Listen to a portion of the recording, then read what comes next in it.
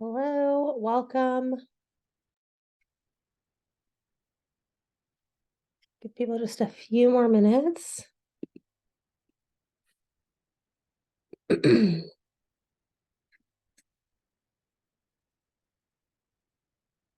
everyone is having a nice day. Got through Wednesday.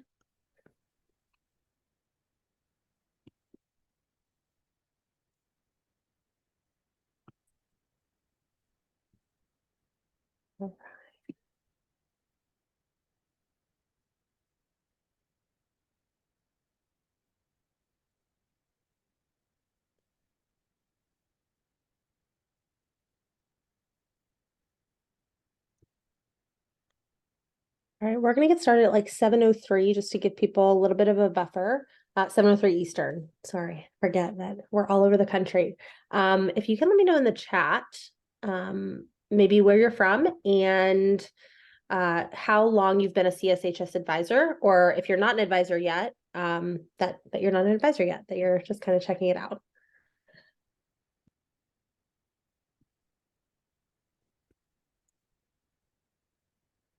Awesome.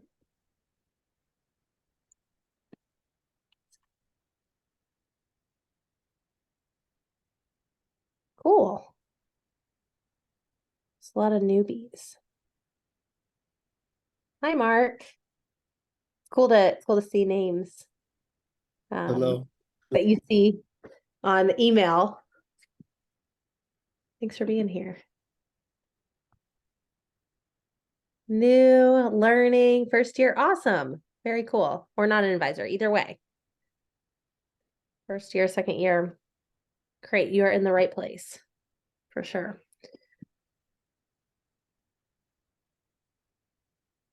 Cool.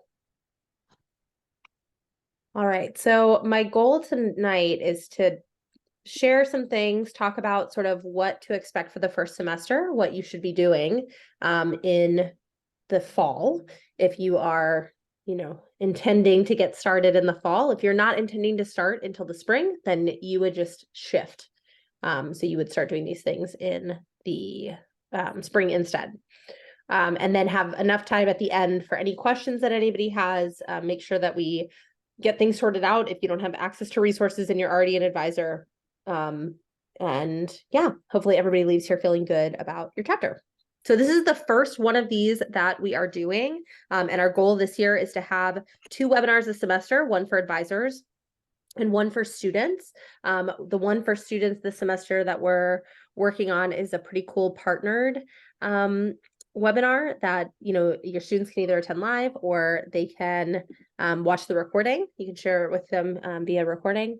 So that's something we're excited about starting this semester. All right, so what we're going to go over today, we'll talk about what CSHS is. We'll talk about how to start one if you haven't started one yet, or if you have started one, some of the different documents that you have access to, as well as CSHS grants, which can be really helpful in getting funding for your chapter, and also the CSHS store. And then we'll talk through sort of what you should be doing this semester, what you should be doing in the fall. Again, assuming you are starting right now or you have an active chapter that maybe you're taking over and whatnot. All right, so before we get into it, if we haven't met yet, my name is Jen Manley and I am CSTA's Member Experience Manager. I'm also over the CSHS program. So if you ever are emailing with CSHS@CSTA, csteachers.org, that is most likely me. And just my background, I taught middle and high school computer science before joining CSTA, and then I currently teach a course at the University of Maryland. So I still teach computer science just outside of K-12. I'm really excited to be part of the CSHS program. I think it's one of the best things that we offer through CSTA, and I can't wait to share with all of you about some of the cool things that our chapters have done in the last year. So a lot of you have already done this. If you haven't, please let me know in the chat your name, if it isn't your name, where you're located, and how long you've been an advisor, or if you're just getting started. I think most of you have done that. And what's pretty cool is we are all over. Lots of people from Texas and South Carolina, but really all over the US. Awesome. Okay, so some history of CSHS, just a brief history. We were founded, the Computer Science Honor Society was founded by Code VA for the state of Virginia in 2016, and that is the original logo, that cool little on and off button.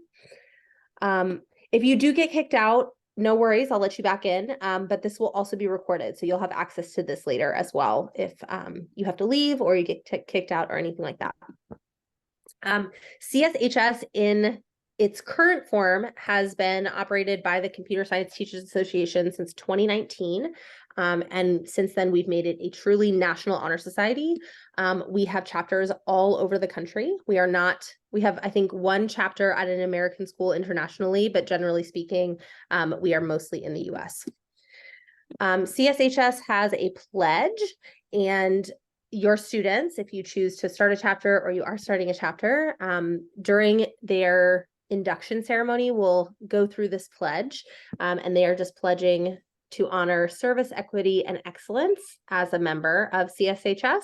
And this is pretty important because CSHS is a little different from a traditional honor society like the National Honor Society, because we don't necessarily have a national GPA. So we'll look in a little bit at chapter bylaws. Your chapter can define a GPA standard that students need to reach, but in service of equity, our primary driving force is that service component. And so it's not necessarily, your school may not have a GPA requirement.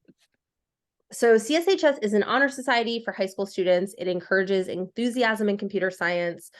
We promote and recognize academic excellence and service, academic excellence through the taking of rigorous CS coursework. Again, we'll talk about that when we get into getting your bylaws set up.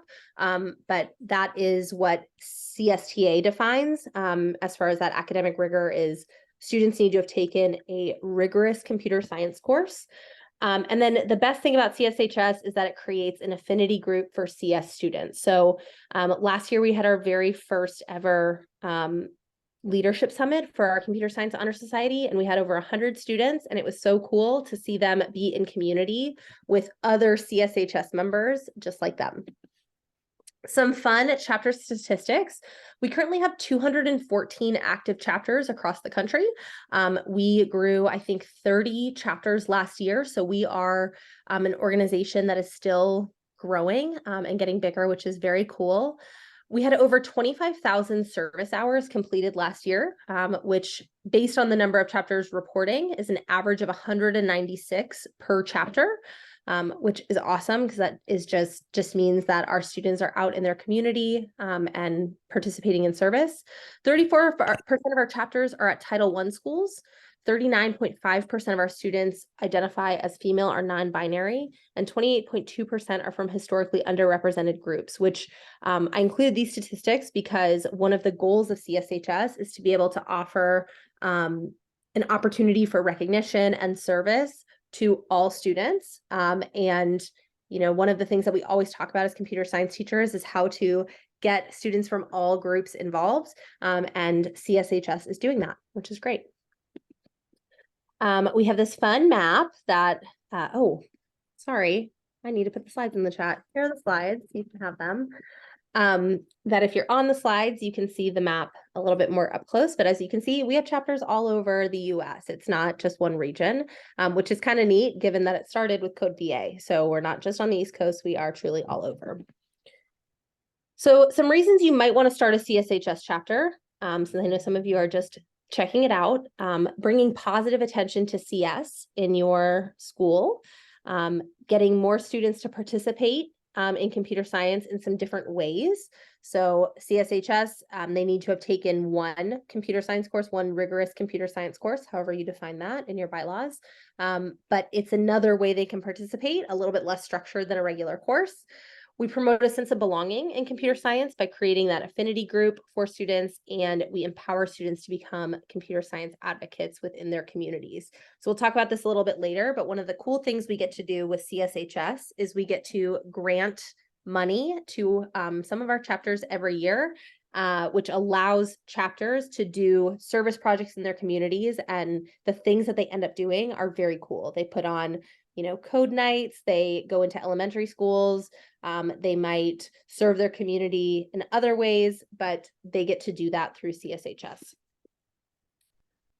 If you're not familiar, the mission of CSHS, I mentioned this before, is equity. So realization that any student has the potential to enroll, grow, and excel in computing. Service, empowering members to become ambassadors of CS, helping to underscore its importance as a mainstay in the school and the community. And excellence, a commitment to promoting outstanding scholarship in computer science coursework.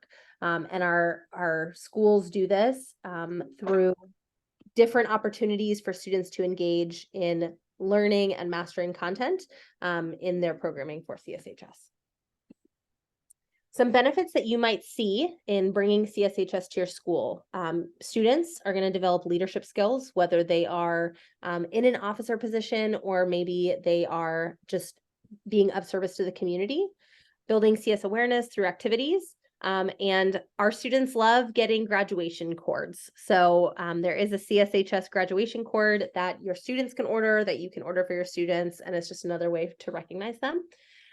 In the community, you're going to be able to provide activities that benefit the community, expose and access to CS for all stakeholders. So like I said, a lot of our schools partner with elementary or middle schools in order to bring computer science opportunities to those schools. So that's another way to serve the community through CSHS.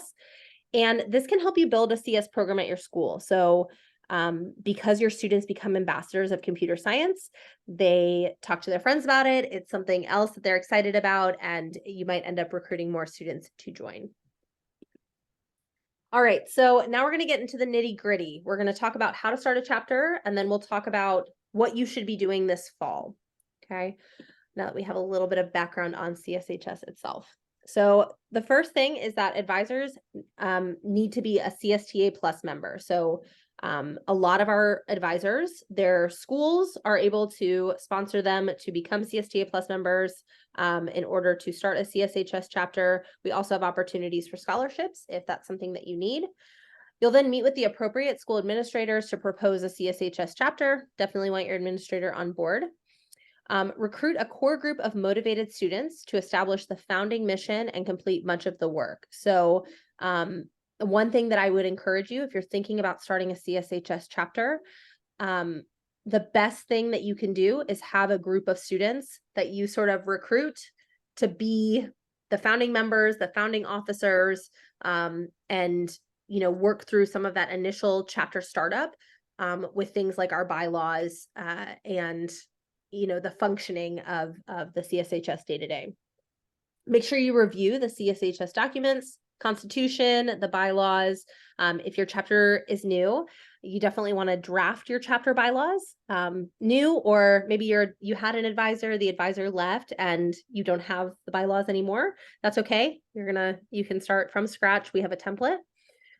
You'll submit an application through your CSTA member portal and pay the new chapter fee.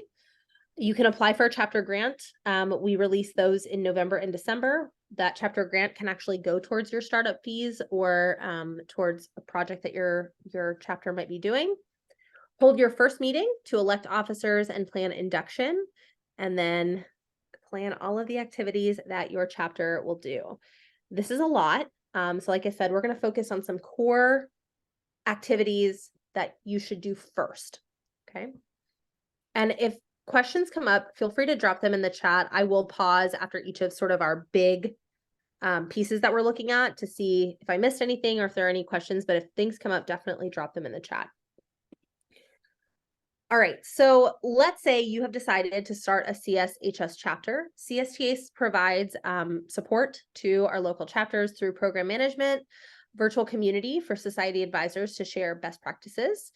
As a society advisor, because you're a CSTA Plus member, you have access to all of the CSTA Plus member benefits, which include different professional development opportunities, online courses, on-demand videos, and things like that. The ability to order standardized and branded program supplies, pins and cords, and there's a few other fun things on the CSHS store as well. And then you also get access to the advisor toolkit, which lives in a Google Drive. As soon as you join as an advisor, you'll receive an email that has access to that full Google Drive. So if you are not an advisor yet, unfortunately, you won't have access to that drive, but as an advisor, you get an email that has access, and that includes meeting agendas, service project ideas, best practices for recruitment, student recruitment materials, some guidance for society operations, recognition of local societies at a national level through the annual reporting, and then live webinars, which you are in attendance of one right now. So I mentioned this several times, but something that is very exciting is every year we receive generous support from different partners, and we make available grants for CSHS chapters. I don't know how many we'll have available this year. We typically release them in November or early December. And these grants support new and existing honor societies. Last year, the grant included $900, as well as a scholarship for the advisor to attend the CSTA conference, and a scholarship for the advisor and 4 students to attend the CSHS Leadership Summit. So they're pretty awesome. This year we anticipate that they'll include some amount of grant money, as well as a scholarship for the advisor to attend the CSTA National Conference, which this year is in Las Vegas. So definitely keep an eye out for that. I will be honest with you, I've now awarded grants for 2 years. Every year we award the last grants in like April or May. So you definitely, and it's always so surprising to me because they're such a nice grant for your chapter to be able to do things. So definitely keep an eye out. You become an advisor after your application is approved. So the question was put in was, do you become an advisor after submitting the application? Once you submit the application and pay the initial fee, once we approve that application, you become an advisor, and you'll receive all of the information that you need for functioning of your chapter. So the grants support different outreach activities. So some of those outreach activities that we've seen in the past are family code nights. We've seen like STEM activities where they bring in middle schoolers or elementary schoolers, or organize other community projects. So this is a great question. Can students join if they are currently taking their first CS class with you? Okay, hold up. Sorry, I got a couple of these coming in. So students join if they are currently taking their first CS class with you. If it's their first CS class ever, they would need to finish that CS course before they can apply. So we'll look at the application details here in a second. But yes, they would need to, they have to have taken at least one CS course. Yes, if you have access to the Google Docs for advisors, you've been approved. Yes. Yes. So like any other like National Honor Society, in order to be approved, you have to pay those initial fees, which is why we have the grant opportunity. So if that $50 membership and $150 yearly fee for new chapters is cost prohibitive, we have opportunities for funding. So definitely be on the lookout for that. That just ensures that we have the ability to support all of the different chapters. So yes. Cool. Is there an option at the middle school level? Simone, you can email me. We have, I think, 1 or 2 middle schools, but it'll depend on what courses you offer. Okay, so sample timeline, spring to summer, well, or now, you apply to charter a society. We have a rolling timeline, so there isn't like a period of time that we accept or don't accept. What's really cool about our system is if your society starts in April, your membership for your society runs until the next April. So it's not a calendar year, it's like a full year, 365 days from when you were approved. In the fall, so assuming you applied in spring or summer, you would recruit members and leaders in the fall. You would hold your induction in the fall. And you would execute at least one service project in the fall or winter.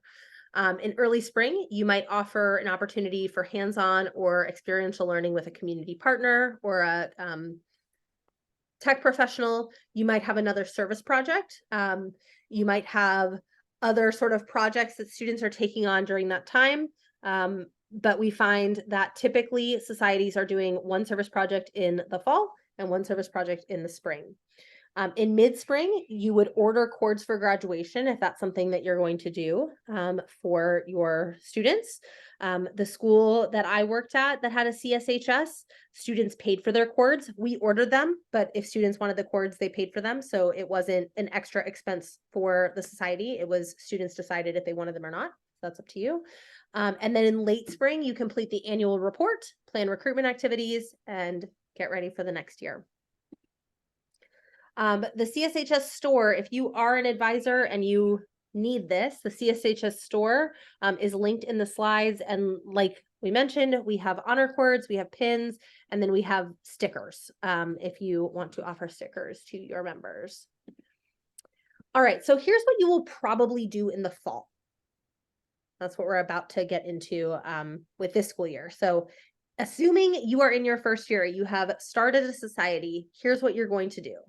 You'll recruit members, you'll elect or select leaders. So if you are brand new, you might, like I mentioned before, recruit a group of students, and those students might be your first set of leaders. You'll hold induction, and then you'll apply for a CS Ed Week grant and hopefully get that grant so that you have funding. The first thing that you are going to want to do is create your chapter-specific CSHS bylaws. We're going to take a look at this in a minute, and I'll also share it with you in the chat. But we provide a bylaws template where you only need to customize areas that are marked with the double angled brackets for your school. Something to keep in mind is that your chapter should regularly update these bylaws. And the best time to do this, in my opinion, again, you can decide when is the best for your chapter, but in my opinion, a great time to update these bylaws is when you're transitioning officers. So if you're just starting, you're going to do the bylaws maybe at the beginning of the school year, but maybe your chapter is going to hold elections at the end of the school year because a lot of your officers are seniors.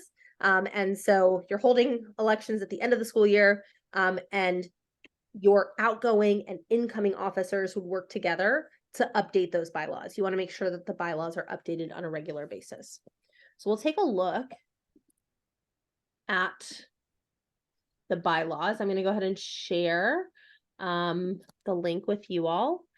And what you would do is make a copy.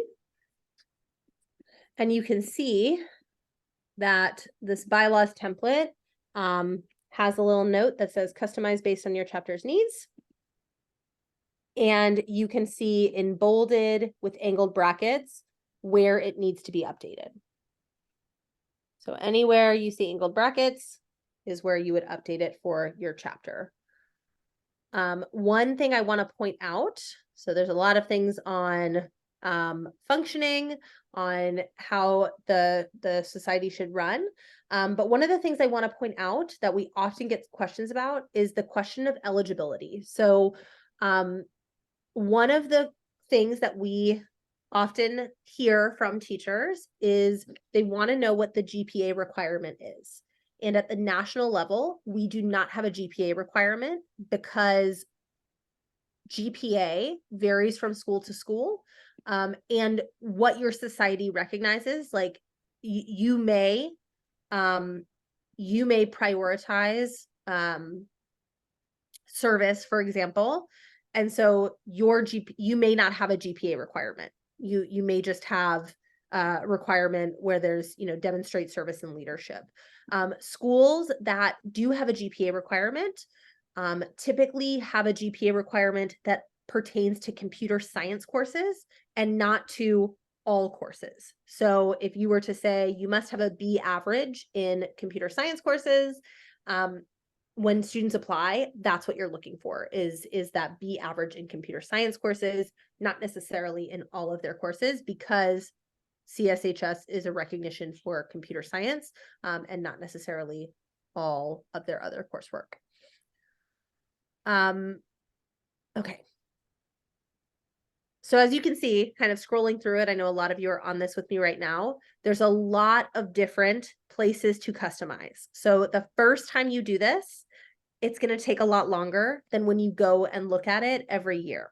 So I would not encourage, like when you're going into year 2 or year 3, you're not redoing the bylaws every year. You're just sort of reading through and making sure that what they are makes sense. And if not, updating it so your students are sort of in agreement. Are there any questions I can answer about the bylaws? Oh, I see one in the chat. What grades are eligible? Yes. Okay, great question. Okay. They can be in any grade, 9th, 10th, 11th, 12th, but they need to have attended the school for at least one semester and have completed at least one semester of rigorous computer science coursework, which again, is up to you to define for the context of your school. Yeah, CSHS is a high school honor society. We do have, I think, 2 elementary chapters. Yes. So Winnie, that's a great question. I would say your first year, you could write the bylaws. Like as the advisor, you could write the bylaws. But for subsequent years, I would involve the students. But if you're just starting the chapter, I think it's totally fine for you to write them if you want to undertake it.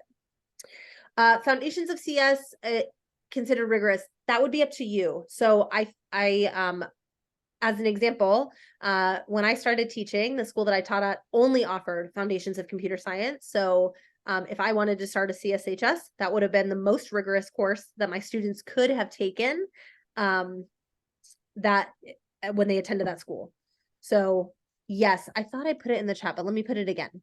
The bylaws are here. Put it back in the chat. So that's up to you to define. So rigorous computer science, here we go. It says, so you can include specific minimums or you cannot. You can say, you know, for us, foundations is rigorous and that is fine. You grade by competency.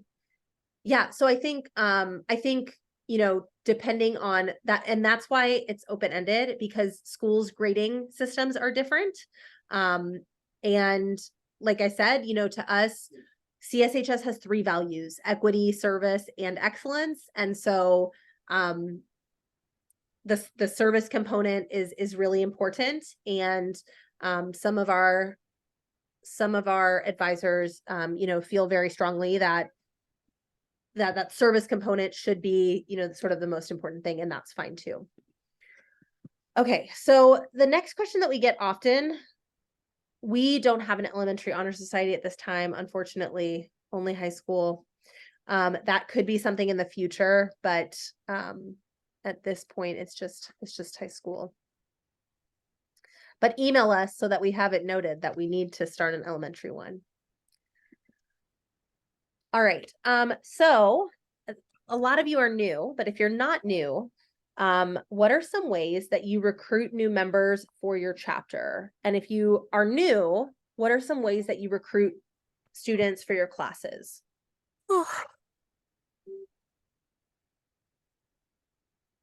Kind of unique. I don't know if I can talk now, but we have an early college high school.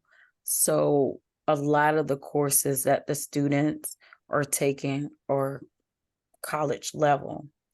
Cool. Yeah, so they don't have a lot of high school. It's mainly, I would say, a good percentage of college courses, and we have what we call pathways. So I am one of the 5 computer science teachers that students get to pick this pathway of computer science and IT. So a lot of our courses are already pretty much set up. And so I'm always thinking about I don't have that kind of problem of recruiting. It's pretty much they're already there because that's the pathway that they have chosen. And so that's how I'm looking at this, to have this other layer of an honor society with specific of computer science studies for students.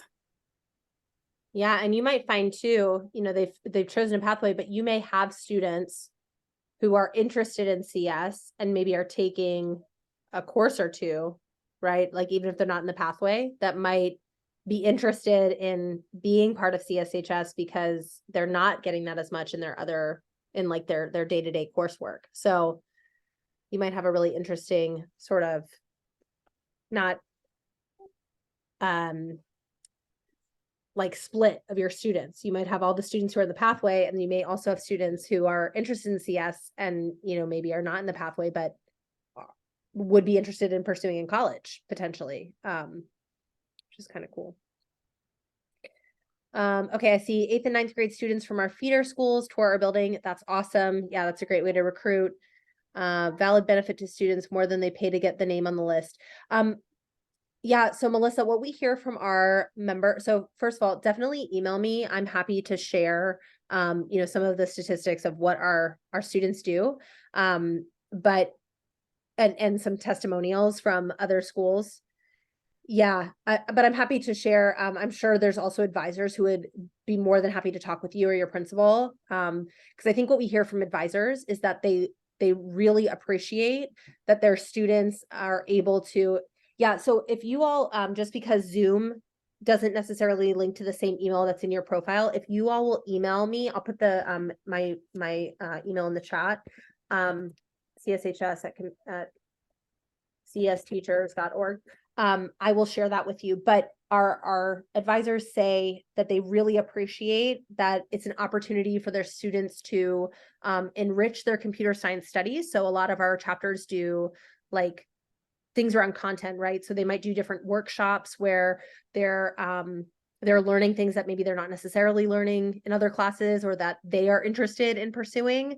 So students will like lead workshops on different computer science topics or languages, and then also the community piece. So giving them service opportunities that are rooted in computer science is something that our students really appreciate. And then again, the leadership summit, which we'll talk about in a second here, but that happens once a year.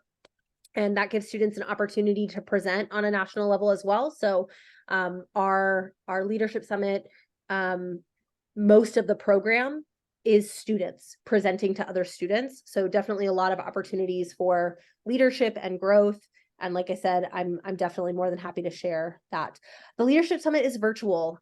So what's so cool about that is that everybody can participate. So it's on a virtual conference platform called Hopin. We use it for the CSTA summits and for conference when it's virtual. But what's really nice about it is that it's cost effective. It's very inexpensive for students to attend. We have scholarships for students to attend too. And then there's community with other CSHS members and an opportunity for them to present. Okay. The cost last year was $15 a student, but there was a bulk deal, and then there's also scholarships available. Leadership Summit is virtual. And the cost is $15 a student, or you can purchase in bulk. And like I said, there's also scholarships. So if it's cost prohibitive, we have opportunities to fund that as well from our different partners. Okay, who can be a member? We already talked about a lot of this, but I'll go ahead and just go over it briefly. They have to have attended your school for at least one semester. They have to have completed at least one semester of rigorous CS coursework. You define what that is in the context of your school. Your school may or may not have a GPA requirement. Oh, when? This year it's in February. I have the date in the slide deck, but it's in late February. I think it's February 26th. So your school may or may not have a GPA requirement. GPA is in CS. It's not necessarily all schoolwork, and they demonstrate service and leadership. And again, you can define more of that in your bylaws if you feel like you need more definition. Induction happens in after you've recruited your members. Induction is when they officially become members of CSHS. The advisor drive includes sample scripts. It has certificates, sample programs, invitations, everything that you'll need to run induction is in that advisor drive. And there's multiple options. So we don't just have one induction script. There's multiple different ones that you can look at and pick from. And of course, your students can write their own as well, assuming it includes, things like the pledge, things like recognizing members, which again is in the drive. Induction can be held during school hours. So some schools, because their students are so busy after school, they hold induction during like an assembly period, or they hold induction over lunch. Most of our schools hold them after school so that they can invite families, friends, faculty members, and more to make induction more special. And the other thing that is, I think, kind of cool about CSHS is that a lot of student organizations that are national charge you per student. And CSHS just has a flat fee. So all chapters have the same dues, $150 in year one, $100 each subsequent year. Some chapters utilize student dues. So in our constitution, you cannot charge students more than $20 a piece. But some chapters do have student dues, $10 a year or whatnot. Again, if those fees are cost prohibitive, I would highly encourage you to apply for a grant once they're released, because we can apply some of that grant funding to your dues for the year, and then the rest of it would go to your chapter for service projects. You also get support throughout the year. So via email, you can email cshs@csteachers.org. Just a heads up, that's me. You'll be emailing me. And I am one person. So my goal is always to respond within 48 hours, but occasionally certain points in the year, it might take a little longer. So thank you in advance for your patience, but definitely email if you need any support or you have any questions. We do a monthly newsletter that has announcements and includes updates, any special offers that are only for CSHS advisors and students. So a good example of this is sometimes partners will want to share either special events or resources with high school students, and that will be dispersed through the CSHS newsletter, because that's how we reach high school students. And you can kind of decide if it's a good fit for your chapter or not. Starting this year, we have webinars. We have one each semester for advisors and one for students, and we will make recordings available and shared for all webinars so you have them. And then save the date for the CSHS Leadership Summit, which is a Saturday. Yep, February 26th. We actually polled our existing advisors. Last year we held it on a Saturday, and we thought that maybe it would be better during the school day, but we heard from existing advisors that the sub shortage is so difficult that it was better to host it on a Saturday and then make recordings available to those who maybe can't attend. So yeah, we won't always hold it on a Saturday, but that was the feedback we got from our advisors last year, which is what led to it being on a Saturday. Yeah. Cool. Okay, I missed one thing. Okay, the other thing that I thought I put in here and I didn't, and I want to make sure I cover, is when you recruit students, typically you'll have some sort of application process. There are sample applications in the resource drive for advisors, so you can pick one as a template. There's one that's a Google form, and there's one that's like just a paper that you could print out if you wanted to. And you can decide which one makes the best sense for you, or you can modify it and make your own. And one thing to note is that some chapters, the advisor, especially early on, will make all of the decisions, but the bylaws and the Constitution also provide for a faculty council, if that's something you're interested in. And a lot of schools do this, where they have other faculty members that will, help basically grade based on a rubric to decide which students to accept. So you can do either one, especially your first year. It just might be too big of a lift to have other people involved. And you also may not have as many applications if it's your first year. So just decide what works best for your school and your students. All right, so some different resources. These are all linked in the slides, and I will drop these in here as well. The slide deck again, that way we have it. Oh, is it a Monday? And it's not the 26th. Yeah, hold up one second. So somebody in the chat messaged me and said they think it's a Monday. Hold up, let me make sure before I'm gonna pause my share so I don't.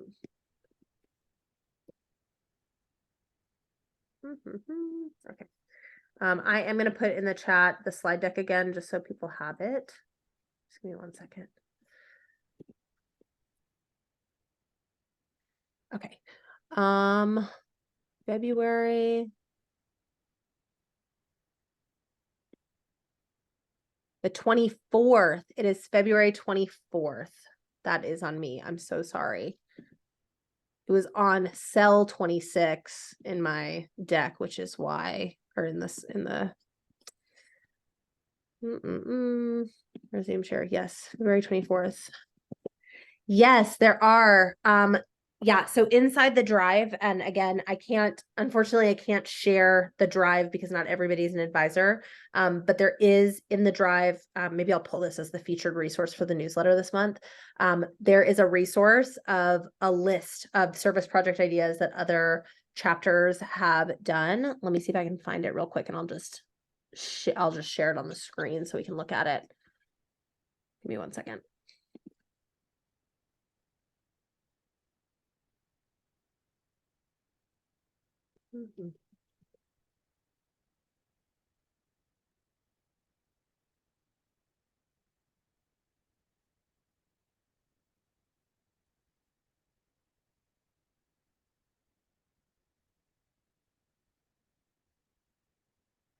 Yeah, sock drive for the homeless sounds awesome. When can you register for the leadership summit? I think registration is going to open in late October, early November.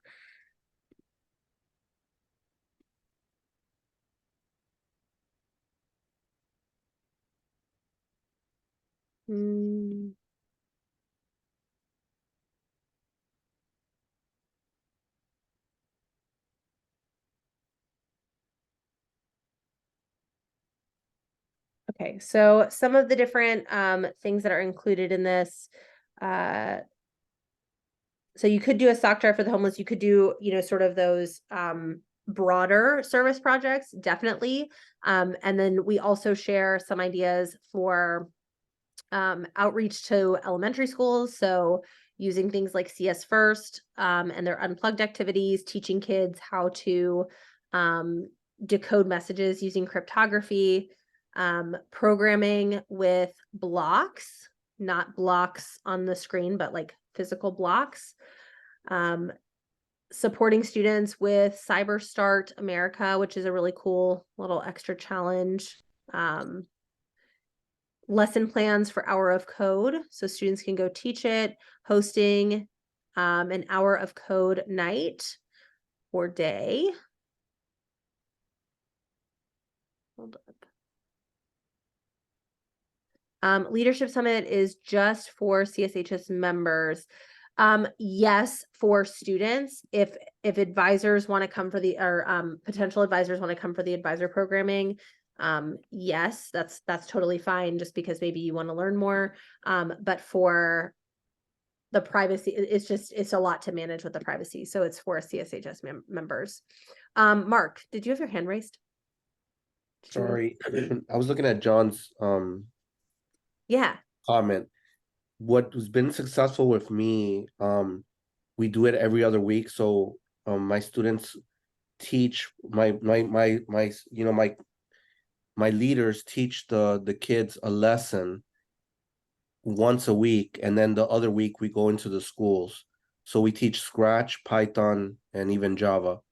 But it's been very successful. So we do 1 week lesson, then the next week we go out in the community. So that's been very, very successful. I just want to answer his question, because that I was was in his awesome. shoes. I was in his shoes like 2 years ago. I had no idea what was going on, but this is really successful for anybody out there. I know other clubs have things where we'll give you community service hours if you give a gift. What I tell my kids, you're actually doing something. You're teaching kids computer science. so it looks good on college resumes. And it's not about looking good, it's something valuable to them. And I think it's a value to the student. So when you talk to your principals, it's something valuable to the student that they're learning about service learning and they're engaging in the community. Awesome.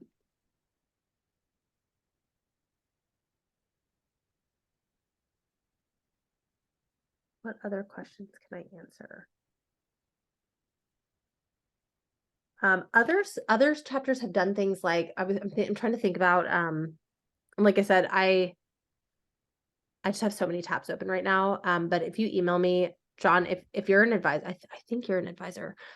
Your name looks very familiar. I can make sure that you have access to that particular help you find that sheet in the toolkit. That has all of the different service project ideas. But last year we had several student groups that share about, they do a computer science carnival that they put on for elementary students, which is pretty cool. Not advisory yet, but going to be awesome. Yeah, I think you could also do, depending on how big your computer science program is at your school, your CSHS members could also provide tutoring. They could, host workshops for the more entry-level courses that I think would be pretty awesome too. What other questions can I answer about CSHS?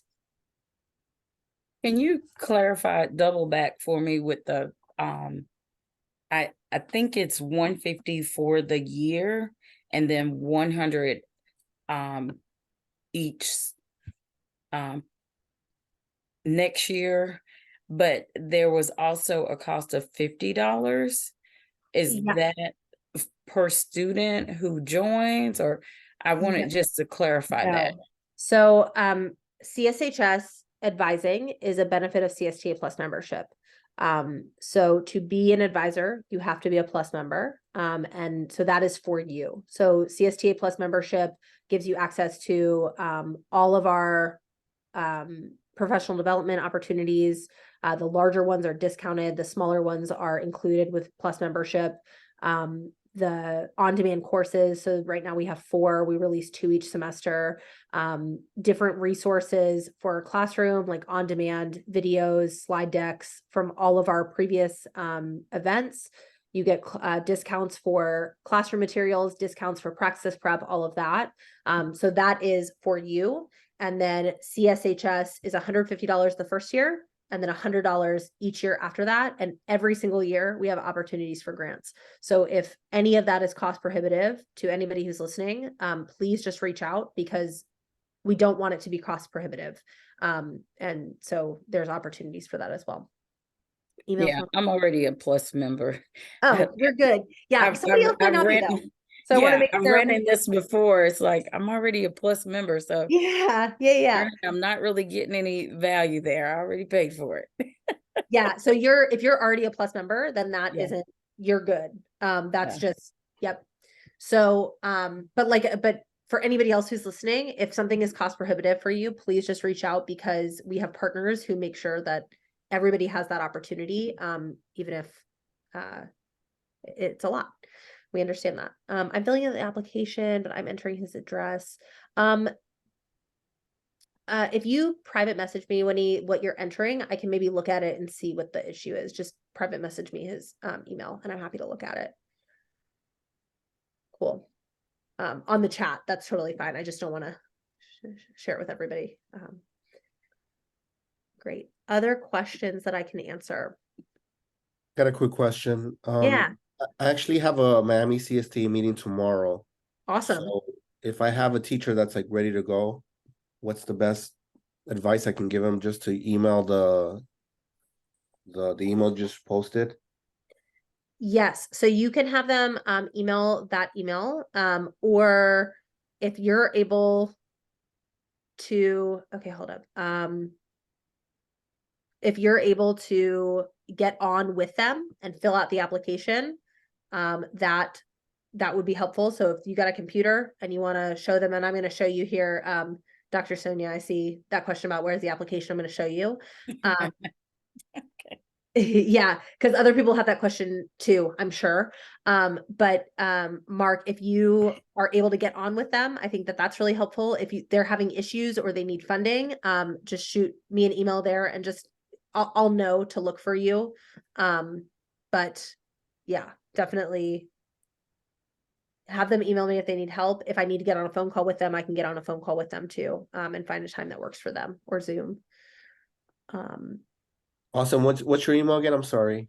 So the CSHS, my personal one is, and I'm putting this in here for everybody at csteachers.org, is jen.manley@csteachers.org. .org. Oh my gosh, not .com. Don't do that. That will not get to me. Sorry. Teachers.org. Victoria, thank you so much for that suggestion with the $30. It is flexible. So just so you all know, I am the person who deletes applications if people don't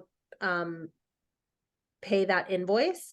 And I give really 3 months before I email and say, hey, is there anything else I can help with? But I still manually close it. So if you ever need flexibility, please just communicate it with me, because I'm the person that's closing applications, and we understand that some, yes, I'll be sending the recording too. Yeah. I understand that some schools take a lot longer. The processes are more involved. So if that is you, please just email and we will keep your application open. We just have to have kind of that deadline turnaround period. So if we don't hear from people, that is when we could close it. And we'll probably update our automations to this semester to reflect how long we actually give, which is about 60 to 90 days without being prompted. But I've kept applications open for like 6 months when people have told me, hey, I'm still waiting on my school. So just communicate with me. But thank you for that suggestion. Okay. Yes, you can pay with a credit card. Yep. And some schools prefer that actually. So the question I got, and I'm going to go ahead and pause just so you can't see my login stuff, is where to find the application. And I'll go ahead and show you. So you're going to go to your member profile. So you'll go to csteachers.org. And then, so I'm just going to show you before I actually log in. And then in the upper corner, you'll see log in. You'll click that. You'll log in. And now I'm going to pause my share real quick while it logs me in. And then once you're in your account, just give me a second. I got to get this dashboard pulled up. Of course, it is taking its sweet time. Okay, so once you are logged in, you are going to see something that looks like this, your dashboard. And at the bottom, you'll see CS Honor Society application. And then you'll click apply today. So it's inside of your member profile. And you'll see a little tile that says CS Honor Society application, and you'll click apply. Neat. Thank you, I forgot everything. They were asking me. I just Well, it's forgot. been a while. You did it a while ago, so. I'm so glad you were here though, Mark, so you could talk about what you all do for your chapter. Awesome. What other questions can I answer?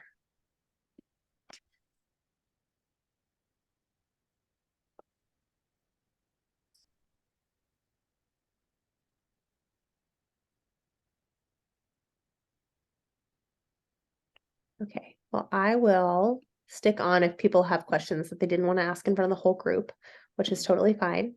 But otherwise, thank you so much for being here tonight. Again, if you have anything, Katharina, we are working on that. That is something that we hopefully will be announcing either later this year or early next year. So yes.